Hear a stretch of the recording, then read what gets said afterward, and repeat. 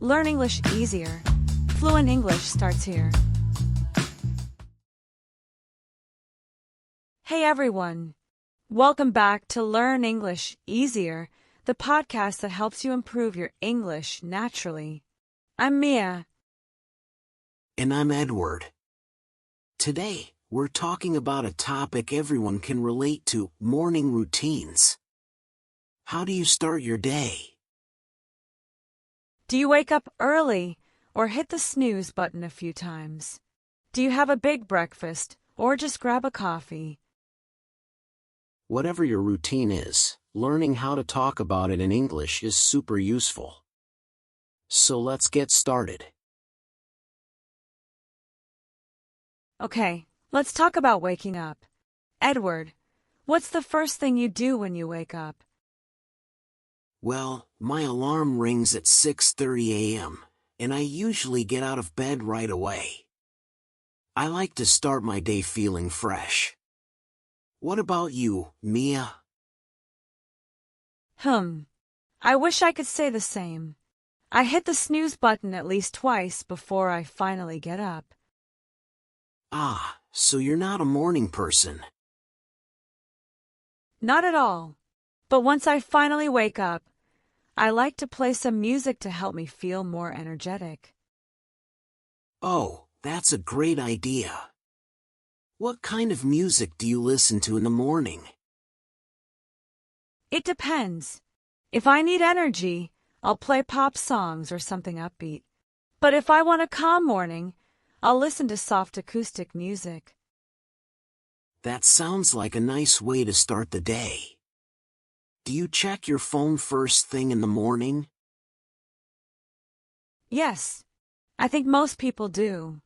I check my messages and social media for a few minutes, but I try not to waste too much time. That's smart.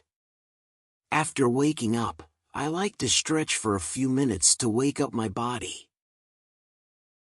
Oh, I should try that. I usually just head straight to the bathroom to wash my face and brush my teeth. Some people also take a morning shower to feel fresh. I do that on hot days, but usually, I shower in the evening. Same here.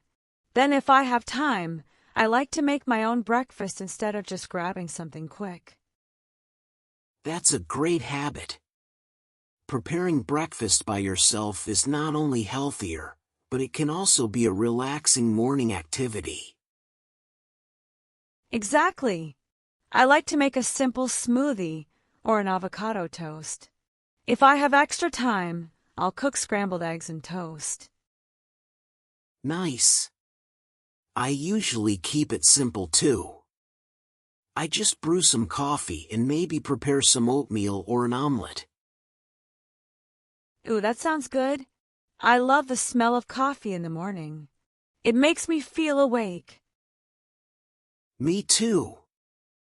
I think little morning habits like listening to music, stretching, or making breakfast can help make the morning feel more enjoyable.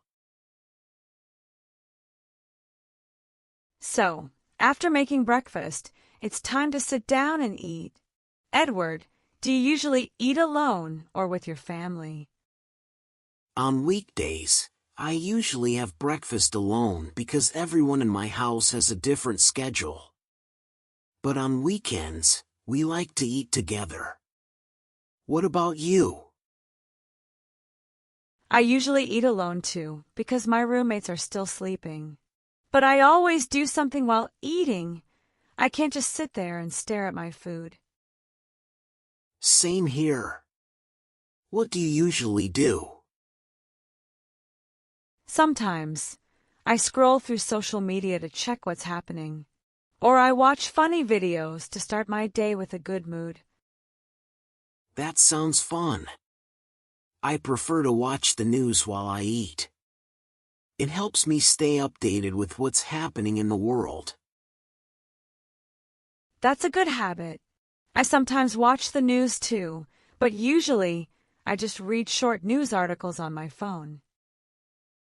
Some people also listen to podcasts during breakfast, especially if they don't have time to watch something.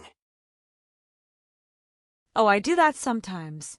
If I have a big exam that day, I'll also review my notes while eating. That's smart. I remember doing that when I was a student. Breakfast is actually a great time to go over important information before a test. Exactly.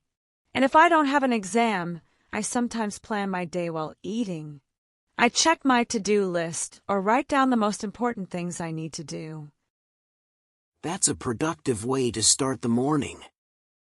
Breakfast isn't just about food, it's also a good time to get ready for the day, stay informed, or even relax a little before work or school. Totally. Whether you're watching the news, catching up on social media, or preparing for an exam, breakfast time can be useful and enjoyable. That's a productive way to start the morning. Breakfast isn't just about food, it's also a good time to get ready for the day, stay informed, or even relax a little before work or school. All right, after breakfast, it's time to head out for work or school. Edward, how do you usually get to the university? I usually drive to work because it's more convenient, and I like listening to audiobooks or news podcasts on the way. What about you? I take the bus most days. It's about a 30-minute ride, so I always find something to do. That's a good amount of time. What do you usually do during your commute? It depends on the day. Sometimes, I listen to music to wake myself up. Other times, I scroll through social media or reply to messages from friends. That sounds like a great way to stay connected. Some people also watch YouTube videos or even review their class notes if they have an exam. Oh, I do that too. If I have a test, I'll go over key points on my phone. But if I'm tired, I just look out the window and relax. That's a good balance. Some of my students also read books or listen to language learning podcasts while commuting. Yeah, I sometimes listen to English podcasts. It's an easy way to practice listening skills without extra effort. Exactly. And if you're in a crowded subway or bus, wearing noise-canceling headphones can help block out the noise so you can focus. That's true. And some people even use commuting time to plan their day, like checking their calendar or making a to-do list. That's a productive habit. No matter how you commute, by bus, train, bike, or car, it's a good idea to make use of that time. Yeah, whether you're learning something new, staying entertained, or just relaxing, commuting doesn't have to be boring. Now, let's talk about our daily work routines.